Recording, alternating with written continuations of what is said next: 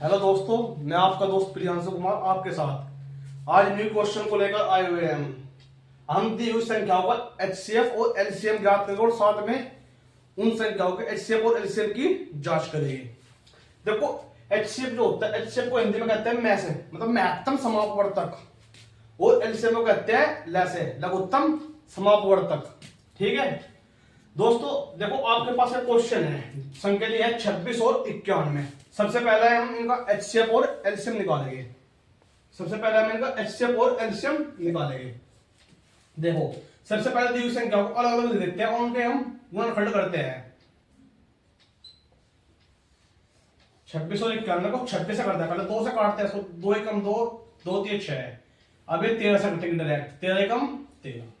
देखो 91 किससे कटेंगे हम 3 से कटेंगे, 2 से तो कटेगी नहीं ये 3 से भी नहीं कटेगी। तो अब देखते हैं 7 एकम 7 और 7 से कटेगी। देखो 7 एकम 7 और 2 बचे 7 ये 21। अब 13 से कटेगी ये 13 एकम 13। देखो अब हमें गुणनखंड देखते हैं। देखो 26 को कैसे लेंगे हम, 2 गुना 13, और 91 कैसे लेंगे हम, 7 गुना 13। तो इसका एचसीएफ क्या होगा आपका, एचसीएफ होगा आपका जो कॉमन होता है। कॉमन दोनों में क्या है, 13 और 13 है, दोनों में कॉमन है, तो इसका एचसीएफ क्या होगा 13 है। और एलसीएम क्या होगा, कॉमन और हाईएस्ट पावर लेते हैं। देखो इसके पावर सबकी पावर एक एक है। इसमें मैंने आपको बताया था पहले क्वेश्चन में भी, पावर एक लिखो या ना लिखो, बात एक होती है, एक ही होती है। देखो इसमें कॉमन लेते हैं बस, ओनली कॉमन और कम पावर का, तो इसमें 13 ही कॉमन है, तो इसलिए एचसीएफ 13 होगा। एलसीएम कॉमन वाले लेंगे, मैक्सिमम पावर इतने एक ही है, और जो बची हुई संख्या सभी को लेते हैं। 2 बच का आपका, फिर आपका इनके 7 बच का, तो 13 दूनी 26, 26 गुना 7, 7 6 42 का 2 का 80 लगे आपके 4, 7 दूनी 14 और 14 4 18, 182 आपका एलसीएम होगा। अब देखो जांच कैसे करते हैं हम। देखो दी हुई संख्या को हमने एचसीएफ भी निकाल लिया और एलसीएम भी निकाल दिया। देखो जांच के लिए हम करते हैं एक सूत्र का यूज या फॉर्मूले का यूज। ये होता है दो संख्याओं को गुणनफल इक्वल टू एलसीएम गुना एचसीएफ। देखो दो संख्याओं को गुणनफल कौन सी होती है, जो दी हुई संख्याएं है।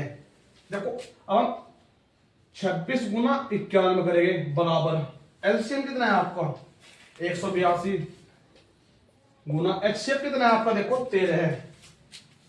देखो अब हम गुणा करके लिखेंगे, अगर दोनों चीज बराबर आती है, दोनों चीज इक्वल, दोनों संख्याओं का गुणनफल भी और एलसीएम और एचसीएफ का गुणनफल भी अगर इक्वल आता है, तो जो हमने किया है सही है, मतलब हमारा एचसीएफ और एलसीएम सही होगा। देखो हम 26 और 91 में गुणा करते हैं, 1 6 6, 1 दूनी 2, 9 5 9 6 54 का 4 का 80 लगे आपके 5, 9 दूनी 18, 18 5 23, 6 2 4 6 3 और 2, कितना है आपका 2366। अब इस साइड देखते हैं हम, 182 की 13 से मल्टीप्लाई करते हैं, 3 दूनी 6, 3 8 24 का 4 का 80 लगे 2, 3 कम 3 और 2 5, 1 दूनी 2, 1 8 8।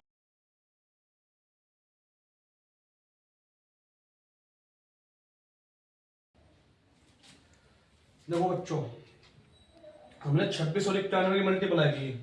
देखो 1 6 6, 1 दूनी 2, 9 6 54 का 4 का 80 लगे 5, 9 दूनी 18 5 23, 6 4 2 6 3 और 2 2366। अब इनके 182 गुना 13 की मल्टीप्लाई करते हैं हम, 3 दूनी 6, 3 8 24, 4 80 लगे 2, 3 कम 3 और 2 5, 1 दूनी 2, 1 8 8, 1 कम 1 4, 4 2 6, 8 और 5 13, 3 का 80 लगे 2। देखो 2366 यहाँ पे आया है और 2366 यहाँ पे, मतलब दोनों संख्याओं की मल्टीप्लाई करने पे भी 2366 आ रहा है, और उन संख्याओं के एचसीएफ और एलसीएम की मल्टीप्लाई भी 2366। अतः जो हमने किया है सही है, अतः सिद्ध होता है। अतः